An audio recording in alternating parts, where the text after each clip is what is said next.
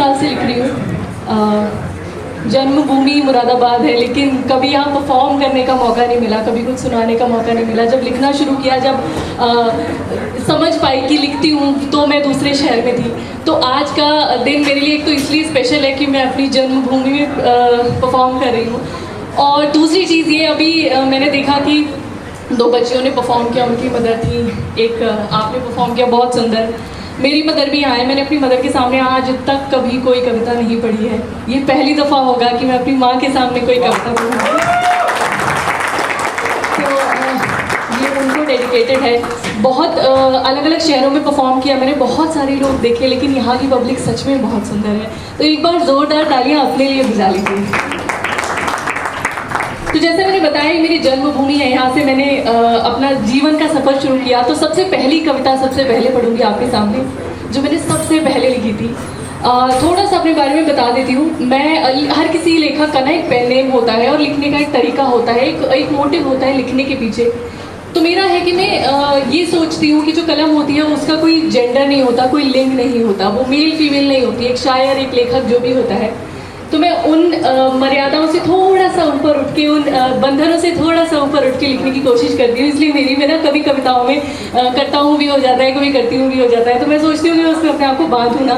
तो मेरी पहली कविता जो मैंने लिखी थी आज से 6-7 साल पहले, वो थी मैं क्या देखता हूँ, और ये बहुत लोगों ने सराही है। तो मैं चाहूँ कि आप सबसे पहले मैं आपके सामने ये पढ़ूँ। इसका शीर्षक है मैं क्या देखता हूँ। मैं क्या देखता हूँ, मैं क्या देखता हूँ, 2 वक्त की रोटी को मशक्कत का मौका और मौके तक जाने वाली राह देखता हूँ। गरीबी लपेटे कफन दिखता है, जो तन ढांकने को कपड़ा देखता हूँ। जवान बेटे की बुरी मौत पर मैं कंधा उसी के बाप का देखता हूँ। मैं एक और जलती चिताओं का आलम, तो एक और फिर एक जलसा देखता हूँ। मैं हैरान होकर जो एक तक तकूं, तो तुम पूछते हो मैं क्या देखता हूँ। मैं मंदिर की चमचम दीवारों के नीचे वो बहती नदी की दशा देखता हूँ कि हर शाम गंगा की पूजा, सुबह उसमें कचरा बहुत तैरता देखता हूँ। मैं फिर देखता हूँ पत्थर की पूजा, उसी घर में भूखी बूढ़ी माँ देखता हूँ। अकेले में जब वो सुबकती है तो आस में उसकी मैं आसरा देखता हूँ। ठहर के जो मैं इसको फिर सोचता हूँ, तो तुम पूछते हो मैं क्या देखता हूँ। मैं घर से निकलती डरती सुबकती, हाँ अपनी बहू बेटियाँ देखता हूँ। मैं घर से निकलती डरती सुबकती, हाँ अपनी बहू बेटियां देखता हूँ। मैं इज्जत को उनकी वस्त्रों से उनके ज़माने को जब आंकता देखता हूँ। मैं तब तब धधकते विचारों को अपने फिर एक लौसी क्यों ढूंढता देखता हूँ। मैं हैरान होकर जो एक तक तक हूँ, तो तुम पूछते हो मैं क्या देखता हूँ। अरे कुछ आखिरी पंक्तियाँ हैं, मुरादाबाद वाली ज़रा संभालिएगा। ये कुछ आखिरी पंक्तियाँ हैं कि क्या मुझको ही दिखता है ये सब। थोड़ा गौर करिएगा कि क्या मुझको ही दिखता है ये सब, या फिर ऐसा ही मैं जहाँ देखता हूँ। कि क्या मुझको ही दिखता है ये सब, या फिर ऐसा ही मैं जहाँ देखता हूँ, या फिर ये वहम हो मेरे मन का कोई कि हर चीज़ में मैं बुरा देखता हूँ। ऐसा भी हो सकता है कि क्या मुझको ही दिखता है ये सब, या फिर ऐसा ही मैं जहाँ देखता हूँ, या फिर ये वहम हो मेरे मन का कोई कि हर चीज़ में मैं बुरा देखता हूँ। या यूँ हो कि करते हैं नज़रअंदाज सभी, किसी में न सच की वो चाह देखता हूँ। हाँ सब कर रहे हैं नाटक पूछने का, ये सब जानते हैं मैं क्या देखता हूँ। तो मतलब हिंदी को बड़ी मोहब्बत मिलती है यहाँ। एक गज़ल सुनना कितने लोग पसंद करते हैं, शेर और शायरी गज़ल। तो अगर आप कहें तो एक इजाज़त हो तो एक सुनाओ। तो ये गज़ल तो ज़्यादा पुरानी नहीं है, लेकिन थोड़ी सी गहरी हो गई थी। उस दिन रात को मैं 3 बजे तक जाग ली, थोड़ा सोसाइटी के बारे में सोच रही थी, तो मैंने सोचा चलो कुछ लिखा जाए। तो हर एक लाइन जो है ना, ये अपने आप में एक सवाल करती है। हर एक हर्फ जो होगा इसका, वो अपने आप में एक सवाल करता है। वो सवाल अपने आप से पूछिएगा ज़रूर। इसका कोई शीर्षक नहीं है, क्योंकि कुछ चीज़ें बेनाम भी अच्छी लगती हैं।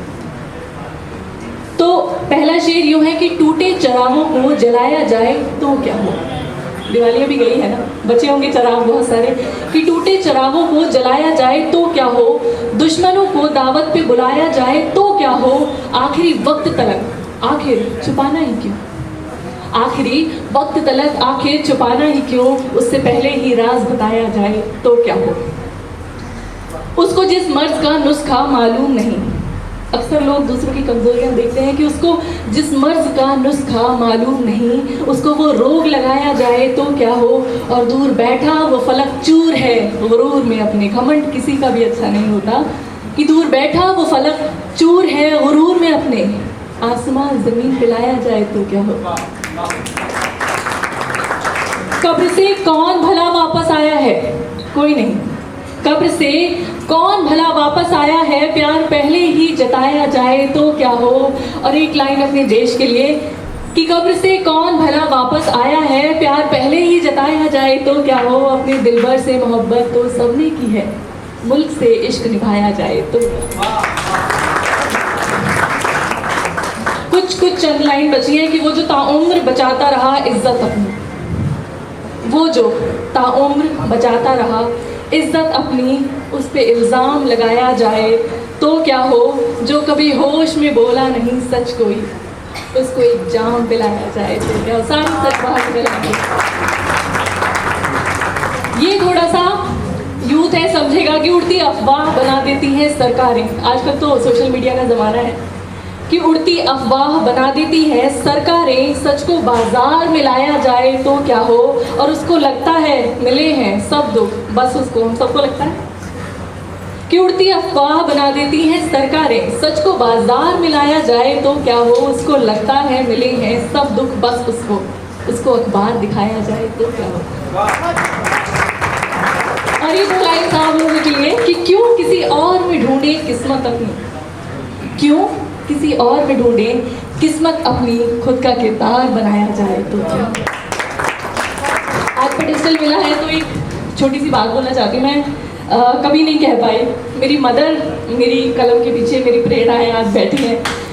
लोग कहते हैं ना कि बेटियों को पर कहाँ से मिलते हैं, बेटियों को पर माँ से मिलते हैं, पर कभी कभी बेटियाँ भी माँ को पर दे सकती हैं। एक छोटा सा एग्जाम्पल लेना चाहूँगी। हम लोग मेरी मदर वर्किंग थी, इंडिपेंडेंट थी, लेकिन विवाह के बाद अपने जब हम लोग पैदा हुए तो जिम्मेदारियों की वजह से वो अपना जॉब को छोड़ना पड़ा। और वो हमेशा ही सोचती थी कि मैं जीवन में कुछ नहीं कर पाई, कुछ तो रह गया, कुछ तो रह गया। अब हम लोग बाहर चले गए पढ़ने के लिए, वो अकेली हो जाती थी घर में। तो हमने कहा मम्मी कुछ नया शुरू करते हैं। तो मम्मी ने कहा हाँ मुझे कुछ करना है।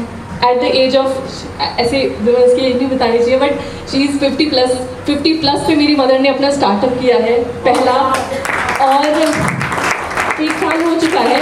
द नारायण लाइब्रेरी से है। आप सब जो भी यहाँ पढ़ने वाले हैं, जो भी थोड़ा समय किताबों को देना चाहते हैं, एक बार विजिट ज़रूर कीजिएगा।